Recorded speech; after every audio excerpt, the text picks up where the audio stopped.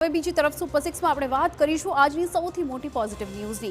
હવે ડાંગ પોલીસના અનોખા જ પ્રોજેક્ટ દેવીની વાત કરીશું। આદિવાસી વિસ્તારમાં પ્રવર્તતી ડાકણ પ્રથા જેવી કુપ્રથાને ડામવા ડાંગ પોલીસે પ્રોજેક્ટ દેવીનો અમલ શરૂ કર્યો અને સૌથી સારી વાત તો એ છે કે આ પ્રોજેક્ટનું સકારાત્મક પરિણામ પણ મળવા લાગ્યું છે।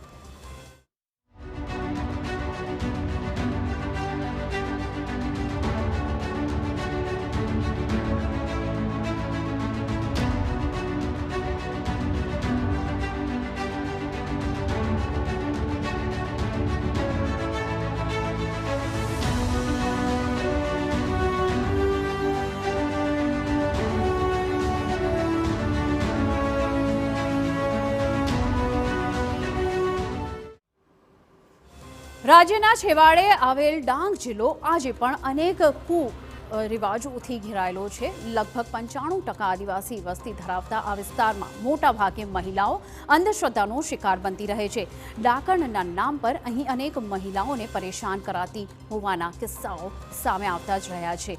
ત્યારે ડાકણ પ્રથાના કુરિવાજને ડામવા ડાંગ પોલીસ દ્વારા અહીં પ્રોજેક્ટ દેવીનો પ્રારંભ કરવામાં આવ્યો હતો, જેના સકારાત્મક પરિણામ હવે સામે આવી રહ્યા છે। પ્રોજેક્ટ દેવી અંતર્ગત ડાંગ પોલીસની શી ટીમ સતત એક્ટિવ રહે છે। તે ગ્રામજનોમાં આ અંગે સતત જાગૃતિ લાવવાનું કામ પણ કરે છે।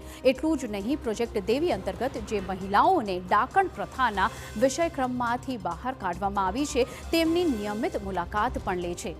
પ્રાપ્ત આંકડાઓની માહિતી અનુસાર છેલ્લા 10 વર્ષમાં ડાંગમાં 120થી વધુ મહિલાઓ ડાકણ પ્રથાનો ભોગ બની હતી, પણ પ્રોજેક્ટ દેવીના પગલે છેલ્લા 6 મહિનામાં આ પ્રકારની એક પણ ફરિયાદ સામે આવી નથી।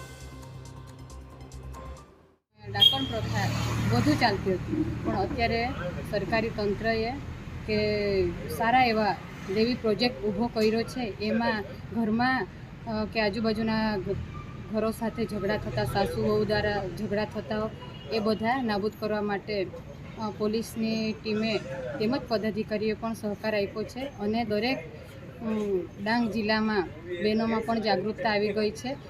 એમને સરકારી સહાય માટેના પ્રયત્નો કરી રહ્યા છે। એમનો આધાર કાર્ડથી લઈને આયુષ્યમાન કાર્ડ હોય કે પછી વિધવા સહાય પેન્શન હોય કે જેટલી સરકારની જે સહાયક યોજનાઓ જે છે એ તમામ યોજનાઓની માહિતી આપીને એમને યોજનાઓનો લાભ મળે એના માટે પ્રયત્ન કરી રહી છે। તેમજ જે આવી મહિલાઓ છે, જે પ્રતાડિત થયેલી મહિલાઓ છે, એનું સમાજમાં પુનઃસ્થાપન થાય એના માટે પ્રયત્નો કરી રહી છે। એનું પરિણામ એટલું સારું મળ્યું છે કે છેલ્લા 6 મહિનાથી એક પણ ફરિયાદ કે અરજી આવી ડાકણ પ્રથાનો ભોગ બનનારી મહિલાઓ તરફથી આવી નથી।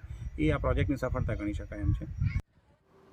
પ્રોજેક્ટ દેવીની વાત કરીએ તો આ પ્રોજેક્ટ અંતર્ગત ડાંગમાં 65 જેટલી મહિલાઓને ડાકણ પ્રથામાંથી મુક્તિ આપવામાં આવી છે। આ પ્રોજેક્ટ અંતર્ગત મહિલાઓનું ઘર, પરિવાર અને સમાજમાં પુનઃસ્થાપન કરવામાં આવ્યું છે।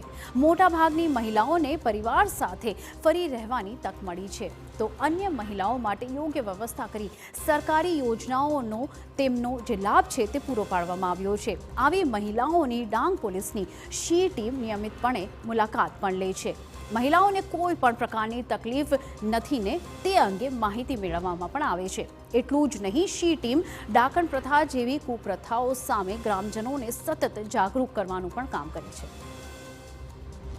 ડાંગ પોલીસની મુહિમ અને પ્રોજેક્ટ દેવીને મુજબ જ ખૂબ જ સારી રીતે પ્રતિસાદ મળી રહ્યો છે। મહિલાઓને નોકરી કરવા પણ જાગૃત કરવામાં આવી રહી છે। ત્યારે ગૃહ રાજ્ય પ્રધાન હર્ષ સંઘવીએ આ પ્રોજેક્ટ માટે ડાંગ પોલીસની અને શી ટીમની પ્રશંસા કરી છે।